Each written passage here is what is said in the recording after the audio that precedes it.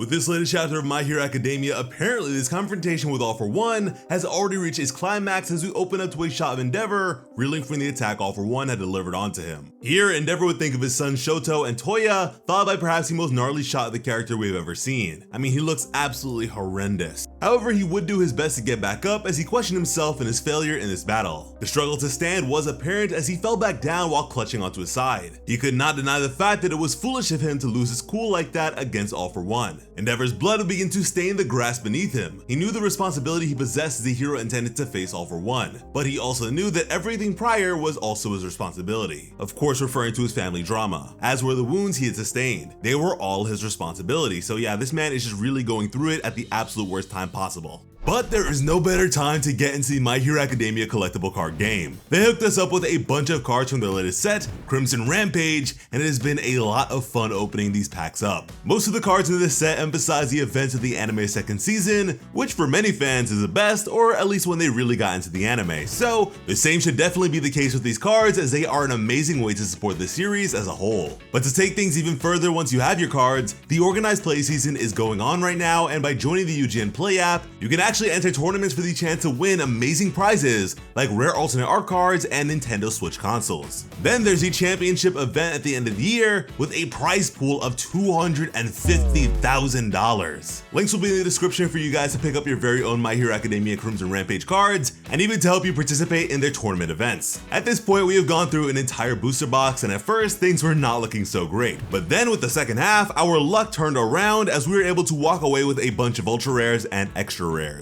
But you know what, there are still a bunch of cards that we'd like to find, like the Dabi ones, so fingers crossed we're able to do that next time. Thanks again to the My Hero Academia collectible card game, but now, back to the latest My Hero Academia chapter. Meanwhile, Hawks, Tokoyami, and Jiro were all in the skies above against All For One. The feathers of Hawks still detected signs of breathing from Endeavor via vibrations, which told him enough to deduce that thankfully, the wound All For One provided him missed his lungs. Hawks was confident that Endeavor would rejoin them momentarily, and that all he needed to do was keep fighting until then. Hawks would then promptly call out to Tokoyami, who'd quickly respond by telling him to save his breath in regards to them being unfit to fight this battle, reminding his superior that he was intentionally deployed to this location for the sake of supporting the main force in the event that things went south. He actually was sticking to protocol. It was Hawks who was wavering on account of sentimentality. Granted, Hawks never imagined they would be forced into such a position with Endeavor with them, but he recognized the foolishness of his prior words. In fact, with this being the case, in this fight at least, Hawks really isn't in any position to judge Endeavor in terms of his failure thus far. But in very cool fashion, Hawks would ask his young hero to save him again. Of course, referring to the fact that he owes his life to Tokoyami, as it was this very brand of interception that saved the number 2 hero from the fiery onslaught of Dabi during the very first war. And certainly Tokoyami was happy to oblige, from which point it would appear as though All For One was making use of another composite quirk, perhaps made up of a clone of Musculars and another, as his arm would smell to monstrous proportions as gnarly maws would emerge from his mangled palms. He'd apologize but proclaim that their playtime was now over, as he could not allow anything to happen to his precious other him. As I'm sure we can all imagine, All For One fully intended to aid Shigaraki in this fight, and if that were to come to pass, it would be over for the heroes for sure. I mean, that is a Madara and Obito situation right there, which,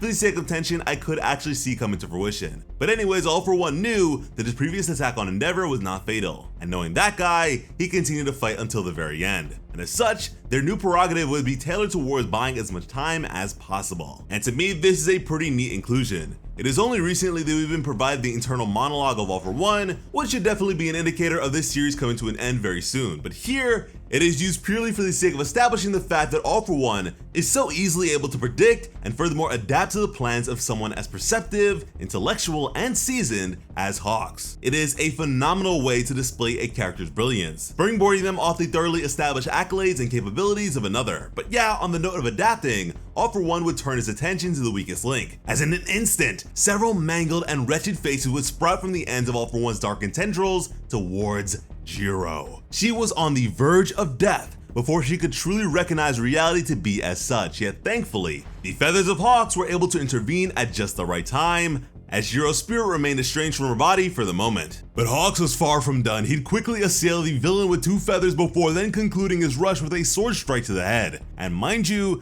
this is a very different Hawks from the beginning of the series, as this is in fact a manufacturer support item as opposed to being a sizable feather of his, as again, he is incapable of producing such things himself now. Or at least not while flying. He refused to let anyone else die. Hawks would urge Tokoyami to take the lead as he would merely match his speed. Dark Shadow would then question if Jiro was alright, which she would confirm. Tokoyami would then tell her to aim for All For One's mask as she should be able to crack it with her sound waves, allowing them to secure the win. Jiro at this point looked like she was ready to throw up, but would agree, thinking internally she knew what she was getting herself into. But then again, All For One's attack against her was so fast that she didn't even see it coming. After looking straight into the maw of death itself, Jiro could not help but shake uncontrollably. I mean, even her goosebumps were delayed in detecting the man's malice. All For One is just that terrifying. And it was then that she truly got a feel for what Deku and Oyama were made to face previously. This guy is no joke. He is well beyond being a villain. He is a monster in the truest sense. And All For One could sense his realization dawn upon Jiro. He knew that she was shaking and pitied her. He'd questioned if the poor girl thought this was some kind of school field trip.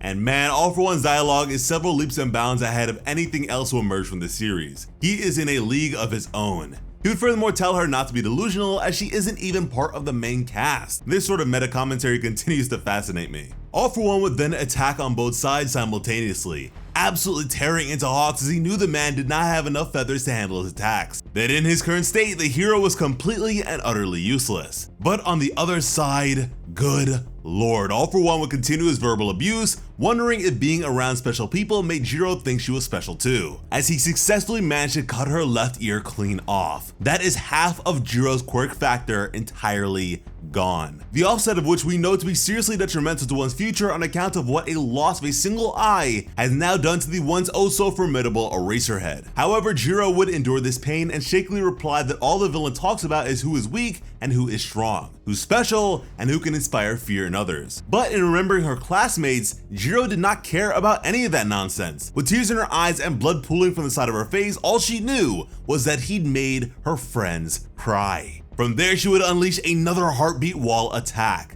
A pathetic attempt truly that unfazed the Demon Lord. Trivial concepts such as motivation, spirit, and ability only existed in the realm of the weak, all of which were totally useless in the face of absolute power. As with a single move, All For One was on the verge of claiming all the lives around him. But just then, from within the Vestige world, he'd be met by resistance. To his shock, these were the wills of people whose quirks he had stolen previously. And even more unbelievably, the only explanation for this sudden phenomenon would be the power of New Order, the quirk possessed by the late Star and Stripe. What I find to be especially bizarre, as the power was believed to not only have exhausted itself, but actually never be used upon this All For One to begin with. Right now, I don't really like this, but hopefully there is some further explanation to come that will manage to quell this unrest. But yeah, for now, it's just pretty strange. However, All For One is smiling in the face of it, so that is interesting. He was fascinated by the demonstration of will possessed by weaklings, which to me is reminiscent of the ending of another Shonen Jump series, which I will not name in this video for the sake of avoiding spoilers for that series. But from there, Jiro would then call out to Hawks while she had the villain fixed in place. And again, I do feel a bit weird about this, as without a bit more explanation, it might just be an ass pull, but hopefully not. Hopefully that is not the case. Regardless, Hawks had repeatedly struck All For One's mask in the exact same spot,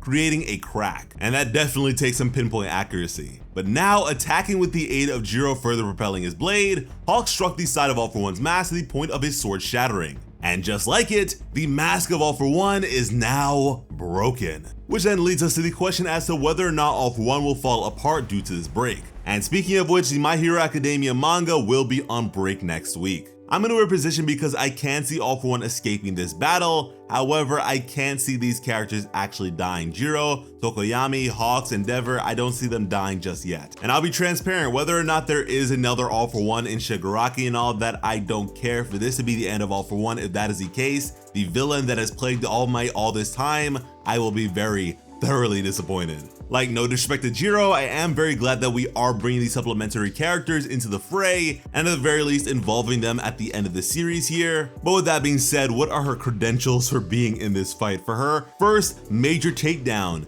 to beat All For One himself, it's just a little weird. But of course, I love to hear what you guys have to say about this sort of stuff, so please let us know down in the comments. As always, I'm Slice of Otaku. Thank you all so much for watching and have an awesome day. I love you.